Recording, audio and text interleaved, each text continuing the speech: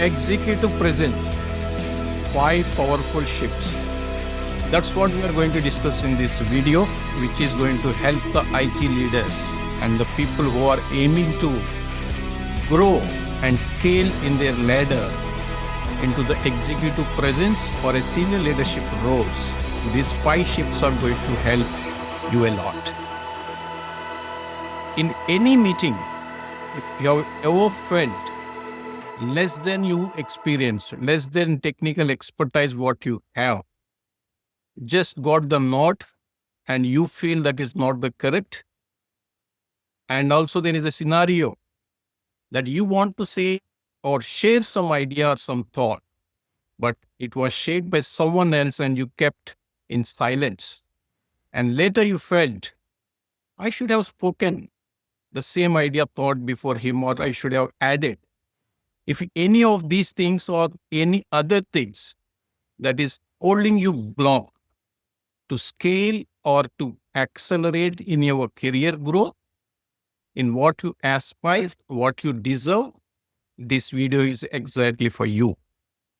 This is Rama Tadepalli with 27 plus years of experience, worked in various multinationals and been in the leadership roles for almost 10 plus years. I have seen numerous scenarios, situations with my team, peers, and my seniors. And that's the real-time experience which I'm going to bring to you on the 5 shifts. And let us see what these 5 shifts are. Let me share you so that it makes much more easy for you to connect. And before I share, let me tell you the biggest myth. Executive presence is not a personality trait that can be trained, that can be learned. So be very clear with this. Don't think it has to come something by birth or from the childhood. It can be learned. I myself was an example. Right? So be very cautious about something you are giving to your subconscious mind. I said it is a myth, so it is not a fact. Understand that. And now let us see what these 5 shifts are. The number 1 is intentional pause.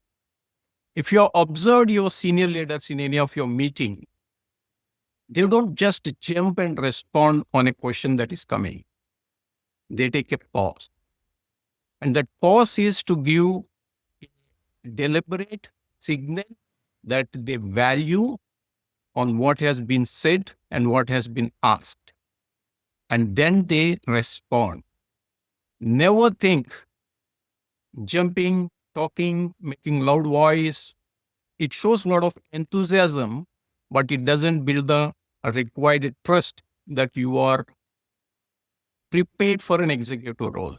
So intentional pause is very, very important. So next time when you are asked a question, just take that 2 seconds pause. You may think it is very much gap from your side, but the room doesn't feel like. So give that pause and gain that trust. That is number 1 shift. Number 2, read the room.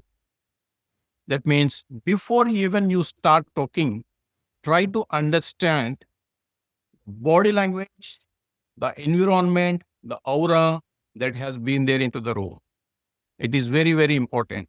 So when you are talking, ensure you have been showing that confidence, clarity in your talk, and ensure your eyesight is absolutely to the right audience or to the right object. It could be a presentation or it could be to the team, or you are showing an object. It is very, very important how your eyesight has been targeted. And the most important thing, be aware of your own body language. Never show that you are in a pressure, tensed, or you are looking into different directions. Your eyesight has to be very short and to the point. So be cautious about your body language and also connect with the right audience, with the right tone, with the right pitch. that is reading the room. The third shift, lead with story. Don't just share a status of it. So take, for example, you are delivered something 3 weeks ahead. Generally, most of the people, they will say, no, we have delivered 3 weeks in advance, and this is a fantastic activity we have done. But someone who is at a senior level will say, we have delivered 3 weeks in advance and reduced the risk for the customer. And the customer is also start going to gain their customer confidence, and also the money is going to flow in 3 weeks in advance. So what is the impact? To whom it is being impacted?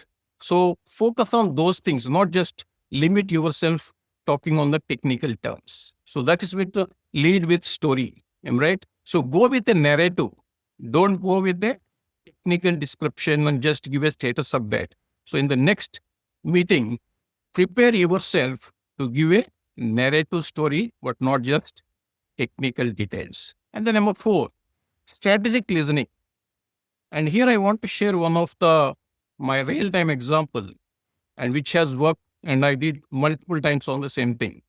So recently they called me for client interactions, and a lot of my competitors are also there. And this is what I'm telling when I was in a corporate leadership role. So one day before, I had an interaction with them, just to understand what is the experiences they had on this one, what is their thoughts, what are their expectations, all these things.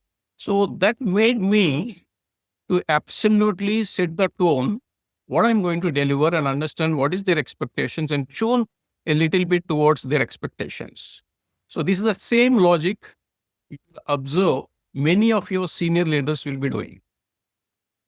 Okay.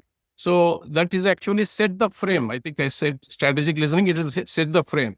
So before you start, you will get the buy-in or make 2 or 3 people who are the key stakeholders in the meeting to ensure what you are delivering is being aligned.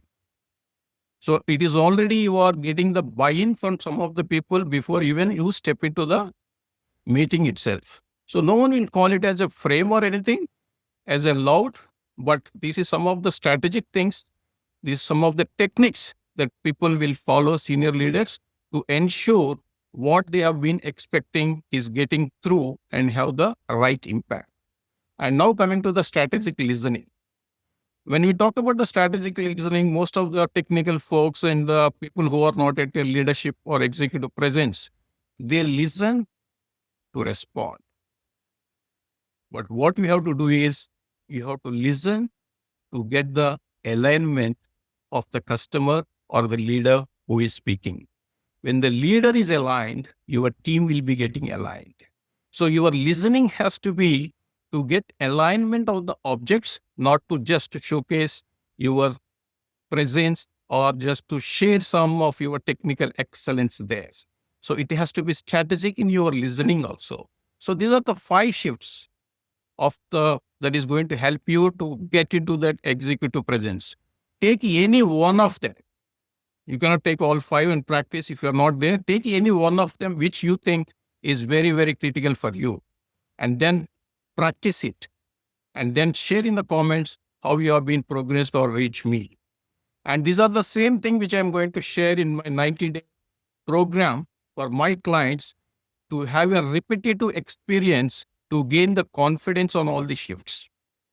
You will not get this by reading another video or watching another video or reading a book, but exactly practicing in a real-time simulation of the environment, how you will be mastering these shifts.